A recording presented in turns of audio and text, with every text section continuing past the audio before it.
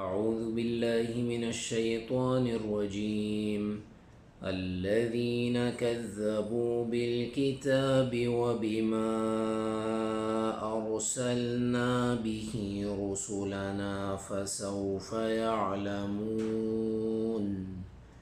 إذ الأغلال في أعناقهم والسلاسل يسحبون۔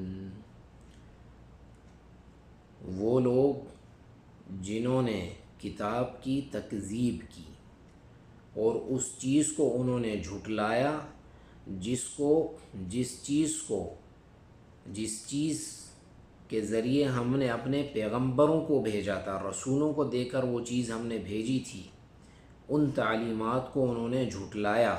فسوف یعلمون، یہ عنقریب جان لیں گے۔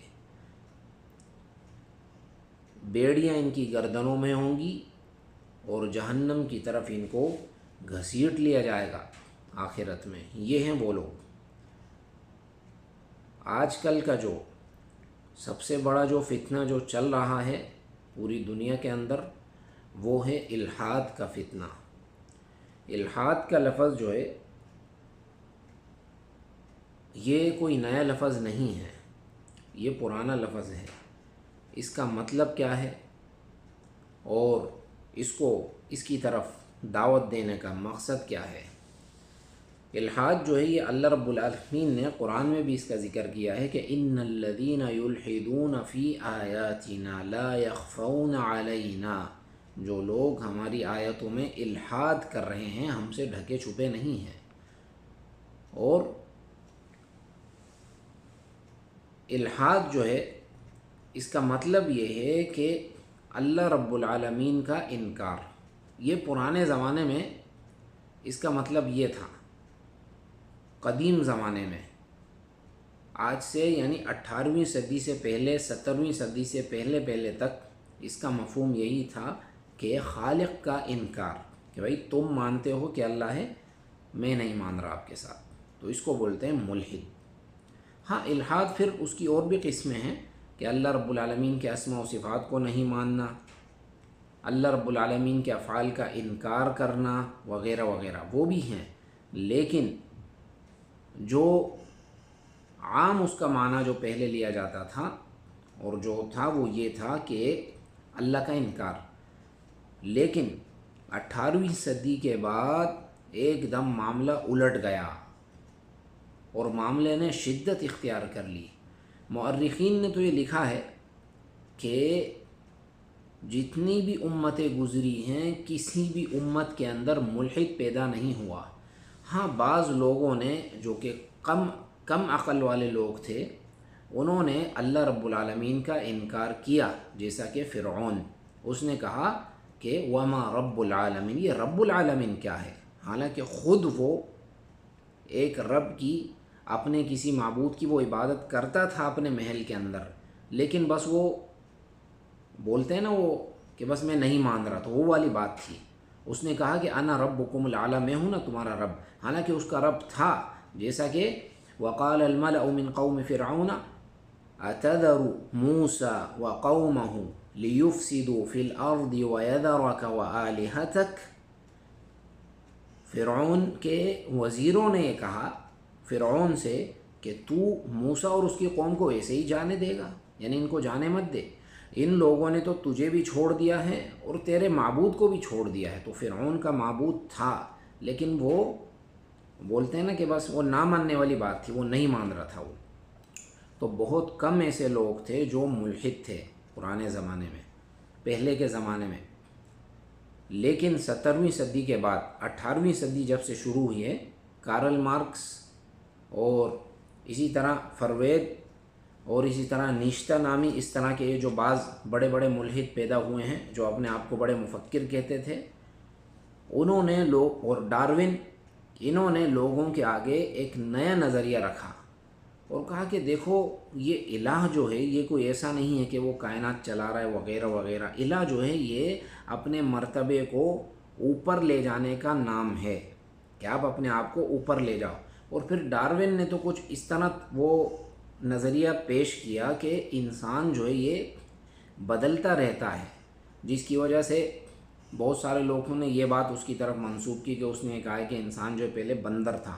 یہ بات کوئی بعید نہیں ہے کہ اس نے کہی ہو، لیکن اس کی باتوں سے یہی معلوم ہوتا ہے کہ وہ انسان کو بندر مانتا تھا۔ بھائی بندر تو تم ہو، ہم تو نہیں ہیں۔ المہم وہ یہ کہتے ہیں کہ یہ انسان جو ہے یہ بدلتا رہتا ہے وغیرہ وغیرہ، یعنی لوگوں کے اندر اس نے ایک نیا کفر ایجاد کیا جو کفر فرعون نے بھی نہیں کیا تھا۔ تو انہوں نے یہ نظریہ ایجاد کیا کہ بھئی کائنات جو ہے یہ کسی نے پیدا نہیں کی، کوئی ہے ہی نہیں کائنات کو پیدا کرنے والا، اور یہ سب کچھ جو ہو رہا ہے بس یہ خود ہی ہو رہا ہے، اور انسان جو ہے ترقی کرتا جاتا ہے ایک دور سے اور دوسرے دور میں چلا جاتا ہے۔ 18ویں صدی کے بعد یہ معاملہ بڑا شدت اختیار کر گیا، اور آج کل پوری دنیا کے اندر سب سے زیادہ اگر متحرک لوگ ہیں تو وہ یہ ملحد ہے، جن کو ایتھیسٹ کہا جاتا ہے۔ یہ لوگ جو ہیں ملحد پوری دنیا کے اندر متحرک ہیں، اور انہوں نے بڑے بڑے کالجز بنائے ہوئے ہیں جہاں پر اس کی تعلیم دی جاتی ہے، اور پھر جب ان کو پتہ چلا کہ بھئی لوگوں کو جمع بھی کرنا ہے کہ دین کے نام پہ ان کو یہ الحاد سکھایا جائے، تو انہوں نے کنیسے بنائے۔ عیسائیوں کے کنیسے ہوتے ہیں، انہوں نے اپنے کنیسے بنائے نام کے کہ کنیسہ ہے، تو لوگ یہاں پر جمع ہوں گے، ہم ان کو الحاد سکھائیں گے۔ اب سب سے بڑا ٹارگیٹ جو ہے ان کا وہ اسلام ہے، اور پھر اسلام جو ہے وہ تو ان کا ٹارگیٹ ہے ہی، لیکن اسلام کو وہ کیسے توڑیں، کیسے کمزور کریں، اس کے اندر پھر وہ ان کا ٹارگیٹ اسلام کے اندر بھی پھر وہ لوگ ہیں جو مخلص ہیں، جو عقیدہ توحید کے اندر مخلص ہیں، جو کتاب و سنت کے اندر سچے ہیں، اس کی طرف دعوت دیتے ہیں۔ کیونکہ جو بدعتی جو ہیں ان کو تو وہ باقاعدہ سپورٹ کر رہے ہیں، کیونکہ بدعتیوں کے ذریعے وہ اہل توحید کو گرائیں گے۔ جب اہل توحید گر جائیں گے تو بدعتی رہ جائیں گے، تو جب مضبوط انسان گر گیا تو جو کمزور ہے اس کو گرانا پھر آسان ہے، بعد میں اس کو بھی گرا دیں گے۔ آپ دیکھ رہے ہیں جس کو ہم بولتے ہیں بھائی یہ علمانی ہے، سیکولر کا کام کیا ہے؟ ان کو بھی وہ باقاعدہ سپورٹ کر رہے ہیں، کیونکہ سیکولر بھی ایک طریقے سے دین کو مان تو رہا ہے، لیکن سیکولر یہ کہہ رہا ہے کہ بھائی دین کو مسجد اور مدرسے تک رکھ لو، حکومت کے اندر معاملات کے اندر تمہارے دین کا کام نہیں ہے۔ تو سیکولر آدھا دین مان رہا ہے تو اس کو پورا سپورٹ کر رہے ہیں کہ چلو یہ آدھا تو گر جائے، بعد میں آدھا بھی گرا دیں گے، مسجد وہ وغیرہ تک وہ مان رہا ہے، بعد میں پھر وہ بھی گرا دیں گے۔ یہ کام جو ہے وہ کر رہے ہیں، اور ایک اور کام وہ یہ کر رہے ہیں اپنا الحاد پھیلانے کے لیے کہ انہوں نے ذہن یہ بنا دیا ہے لوگوں کا کہ دینداری جو ہے یہ پیچھے رہ جانے کی علامت ہے۔ دینداری پیچھے رہ جانے کی علامت ہے۔ کیسے پیچھے رہ جانے کی علامت ہے؟ کہ بھائی اگر آپ دیندار بنو گے تو یہ تو آپ وہی 1400 سال پہلے والی باتیں کر رہے ہو، لوگ چاند تک پہنچ گئے وغیرہ وغیرہ، اور تم وہی مسجد مدرسہ تم نے پکڑا ہوا ہے، اور میں اگر اپنے بیٹے کو میں عالم بنا دوں گا تو ایک کمائے گا کہاں سے، کھائے گا کہاں سے، رزق کا ذمہ کیا تم نے لیا ہوا ہے؟ کتنے ہی لوگ ہیں جنہوں نے بڑی بڑی ڈگریاں کی ہوئی ہیں، BSc کی، انجینئرنگ کی۔ ہمارے پاکستان میں آپ کو کتنے ڈاکٹر مل جائیں گے، ان کی کوئی تنخواہ نہیں ہے، بے روزگار گھوم رہے ہیں، اپنا کلینک کھول لیا، کسی نے وہ لیبارٹری کھول لی وغیرہ وغیرہ، بس وہ پیٹ ان کا بھر نہیں رہا، اس چیز میں وہ لگ گئے۔ ان کا مقصد یہ تھا کہ ہم یہ سیکھ لیں گے تو دنیا ہمیں ملے گی، دنیا بھی نہیں ملی، دین بھی چلا گیا۔ تو اپنے بچوں کو اس راستے پر نہ لگوائیں۔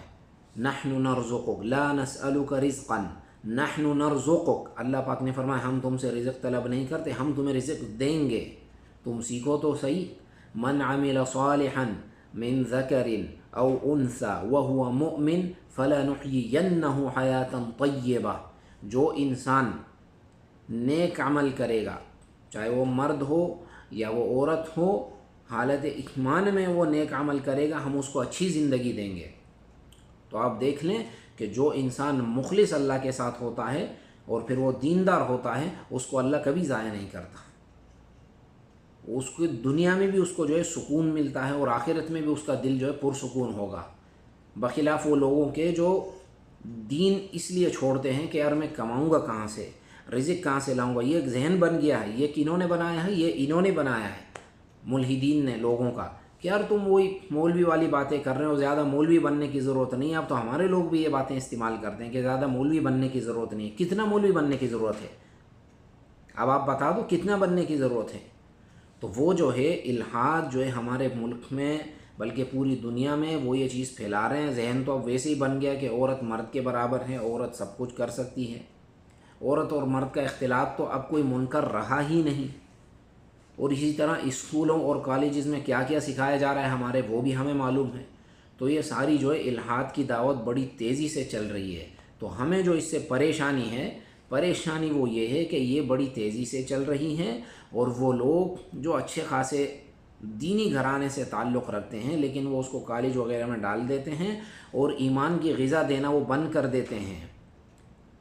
دروس وغیرہ وہ نہیں سنتے علماء کے، قرآن نہیں پڑھتے، تفسیر نہیں پڑھتے، یہ ایمان کی غذا ہے، یہ نہیں ملتی۔ تو جس درخت کو پانی نہ ملے وہ کچھ عرصہ تو رہے گا، پھر وہ سوکھنے پر شروع ہو جائے گا، سوکھنا جو ہے سوکھتا رہے گا وہ۔ تو اسی طرح یہ ایمان کا جو درخت ہے یہ آپ کا سوکھ جائے گا، اور آپ ایسے ایک وقت میں آئیں گے کہ دین میں اور بے دینی میں، لادینیت میں آپ فرق نہیں کریں گے، تو دھیرے دھیرے آپ دین سے نکل جائیں گے۔ یہ جو ہے ان کا ہدف ہے، یہ ان کا مقصد ہے کہ لوگوں کو کیسے نکالیں۔ پہلے ان کو یہ کہہ دو کہ بھائی یہ احادیث یا عقل کے خلاف ہیں، احادیث کے انکار پہ ان کو مجبور کر دو۔ بھائی قرآن ہمارے لیے کافی ہے۔ جب وہ حدیث کا انکار کر دیں گے پھر قرآن میں اعتراضات شروع کر دینا، دھیرے دھیرے پھر قرآن کا بھی انکار کر دیں گے، پھر خالق کا بھی انکار کر دیں گے۔ تو جتنے بھی لوگ ہیں یہ کام کرنے والے، ان کو در حقیقت ایتھیسٹ اور ان کے جتنے بھی ادارے ہیں وہ ان کو سپورٹ کر رہے ہیں ہر جگہ پر، کیونکہ اس سے ان کا کام ہو رہا ہے۔ ہاں پورا تو نہیں ہو رہا لیکن آدھا تو ہو رہا ہے نا، انکار تو ہو رہا ہے، ایک جز کا دین کا، حدیث کا ہو رہا ہے، قرآن کا ہو رہا ہے۔ تو یہ ترتیب وہ چلا رہے ہیں۔ تو ہمیں یہ چاہیے کہ ہم اپنے دین کو مضبوطی سے پکڑیں۔ یا یحییٰ خذ الکتاب بقوہ، فخر کے ساتھ داڑھی رکھیں، فخر کے ساتھ پانچے ہمارے اوپر ہونے چاہیے، نمازیں پڑھیں، اپنی اولاد کو نمازوں پر لگائیں۔ کلکم راع وکلکم مسئول عن رعیتہ، ہر انسان سے اس کی رعیت کے بارے میں پوچھا جائے گا۔ اور آپ صلی اللہ علیہ وسلم نے فرمایا کہ قیامت جب تک قائم نہیں ہوگی جب تک میری امت کے کچھ لوگ جو ہے واپس بتوں کی عبادت شروع نہ کر دیں۔ وہ ایسے ہوگا کہ صبح اٹھیں گے، رات کو عشاء کی نماز پڑھی، صبح اٹھ کے بت کی عبادت میں لگ جائیں گے، نہیں، دین سے دوری ہو جائے گی۔ تو دوری اتنی ہوگی کہ وہ منکر ان کو منکر نظر ہی نہیں آئے گا، بولیں گے بھلا اس میں کیا ہے۔ تو یہ کام ہوگا۔ تو انسان خود بھی دین پر ثابت قدم رہے اور اپنی اولاد کو دیندار بنائے اور اپنی اولاد کو عالم بنائے کہ وہ آپ کے لیے بھی جو ہے ثواب کا ذریعہ ہوگی، کل کو آپ کو دعائیں بھی دے گی۔ جو اولاد، اور آج کل جو اکثر لوگ الحمدللہ خیر لوگوں کے اندر موجود ہیں، اچھے لوگ ہیں، لیکن اکثر لوگ اگر آپ دیکھ لیں، چاہے وہ ڈاکٹر حضرات ہیں یا انجینئر حضرات ہیں، ان کو اپنی دنیا کی ہوس ہے، اپنی دنیا کی پڑی ہوئی ہے، دوسرا کہیں بھی جائے۔ اور دین کے بارے میں ان بیچاروں کو وہی معلومات ہیں جو بچپن میں والدین نے دے دی، باقی ان کو کچھ پتہ نہیں اپنے دین کے بارے میں۔ حتیٰ کہ وہ لوگ اگر باہر ملک چلے جاتے ہیں اور چند کچھ وہ عرصہ وہاں گزار دیتے ہیں تو ان کا ذہن بالکل بدل جاتا ہے، بولتے ہیں یار یہ مسلمان جو ہے دہشت گرد ہیں، یہ ایسے ہیں، یہ ایسے ہیں، معاذ اللہ۔ تو اس چیز سے انسان ہوشیار رہے، واللہ اعلم۔ اور انشاءاللہ اگلے دروس میں اس کا مزید سلسلہ جاری رہے گا۔ وصلی اللہ علی نبینا وسلم۔